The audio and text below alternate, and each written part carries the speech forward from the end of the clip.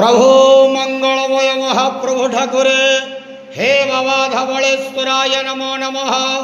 दीपम यदि परम ब्रह्म दीपम यदि जनार्दन दीपहरत मे पाप पूजा दीप नमस्तुते। धवलेश्वर महाप्रभु संसार सुखी रखंतु।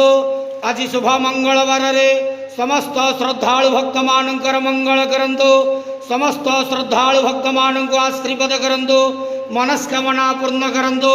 कर्म क्षेत्र उन्नति करंतु। ग्रहरिष्ट खंडन करंतु। जगतर मंगल करंतु। विश्वर कल्याण करंतु। आपणकर नाम विख्यात करंतु। सब करुणाक श्रवण करंतु। समस्त गुआवसा भक्त मानकर मनस्कामना पूर्ण करंतु। महाप्रभु धवलेश्वराय नमो नमः। संसार सुखी रखंतु आनंद गेवार हरि बोलो। समस्त श्रद्धालु भक्त मानकर मंगल करंतु आनंद गेवार हरि बोलो।